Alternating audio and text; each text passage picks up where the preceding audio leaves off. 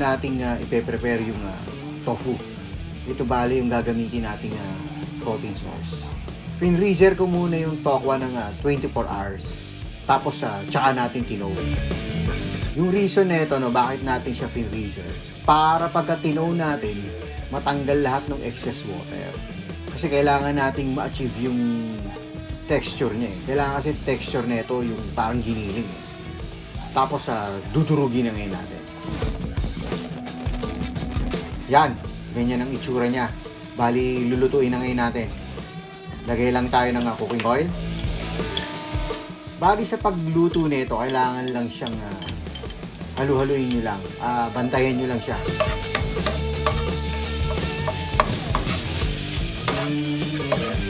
Tapos isi-season natin siya ng salt, pepper, at saka paprika. Kailangan lang natin itong mag-golden brown. Medyo crispy siya ng konti para kung magmukha talaga siyang giniling.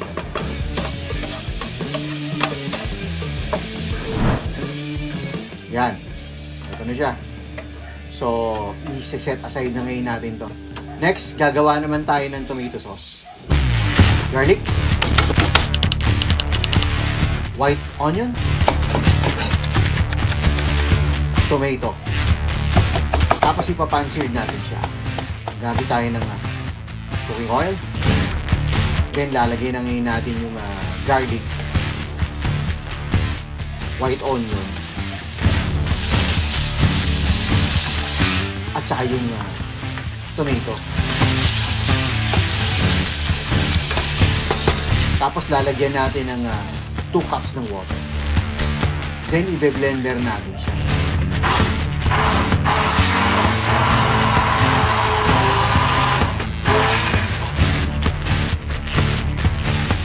Lalagyan natin ng vinegar.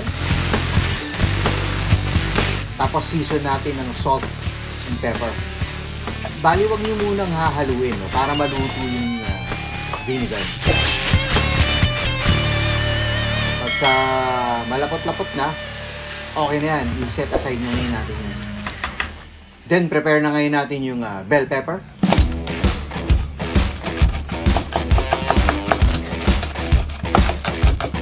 Potato.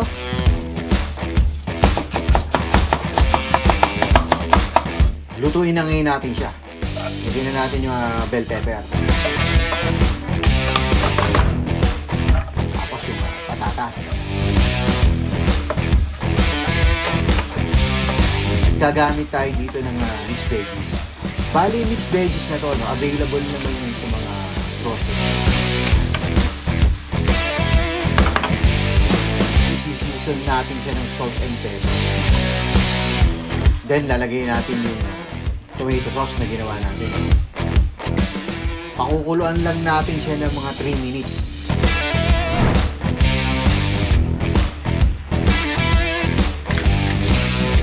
Yan. Tapos lagay na ngayon natin yung tofu na niluto natin.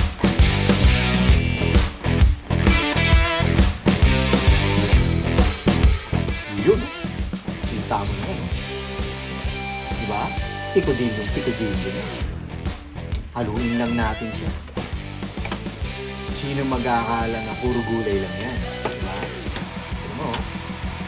Tapos, i-season nyo na lang ng salt and pepper. Kayo nang bahala. Kung depende sa inyo. Kung gusto nyo lagyan nyo ng dagdagan pa ng salt and pepper. Pwede nyo rin lagyan ng raisins siya kung gusto nyo. Nasa inyo yan. Yan! Luto na ang ating tofu picadillo. Yeah!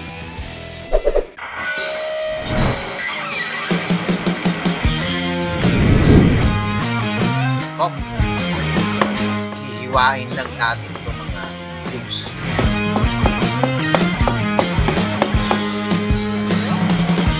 Then, potato. Bell pepper, white onion, garlic. Next, gagawa naman tayo ng sauce. Low sodium soy sauce, pineapple, oyster sauce, water, cornstarch. I-mix natin, then i-dilute lang natin yung cornstarch. Then magpiprito na tayo. Piprituhin natin yung tokwa.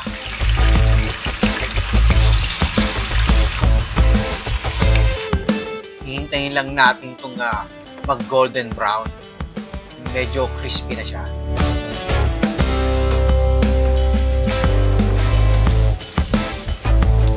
Hanguin na natin.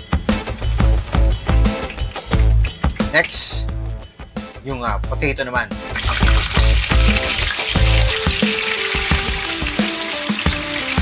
Season natin ng salt.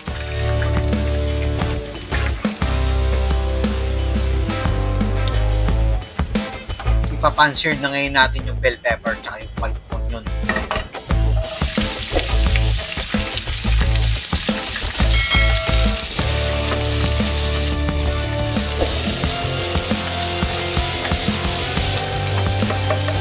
Gagawin na natin yung sauce. Isa tayo ng garlic.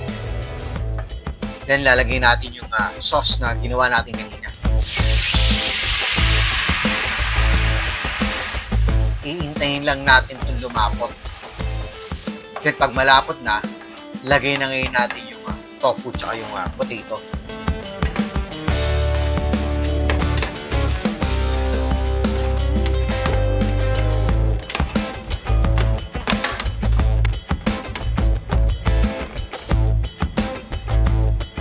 Lagyan natin yung pineapple.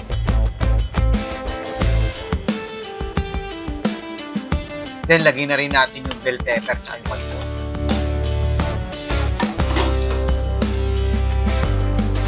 I-season natin ang black pepper. Yun! Luto na ang ating pineapple tofu.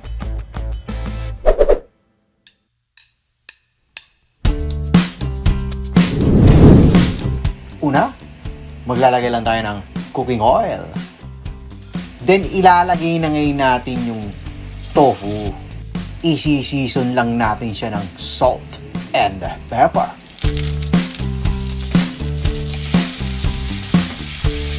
Iprituhin lang natin to. Kailangan lang to mag-golden brown. Yan. I-set aside na ngayon natin. Tapos, lutuin naman natin yung bell pepper. Onion. Tapos, i-set aside din natin yan. Gawa naman tayo ngayon ng sauce. Garlic. Ginger. Then, gagamit tayo rito ng chicken breast. Pero optional lang to, no? Kung gusto nyo talaga magpaka-vegan, gusto nyo talaga mag-vegan, huwag nyo nalagyan ng chicken breast. Pero para sa akin, nilalagyan ko to kahit konti. Konti lang naman. I-season natin ng salt, pepper, at paprika. Para malasa-lasa, anghang-anghang. Then, lagay tayo ng potato.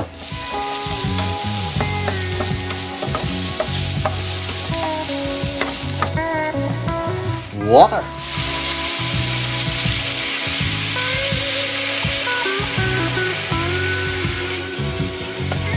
Lalagyan din natin siya ng mixed veggies.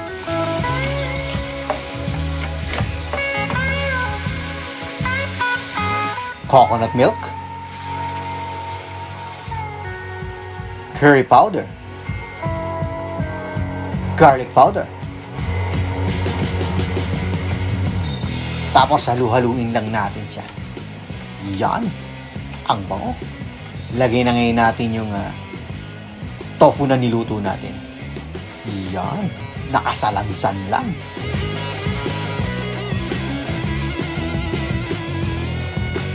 Tapos, halu-haluin natin para ma-coat lang ng sauce yung ating tofu. Ang bango.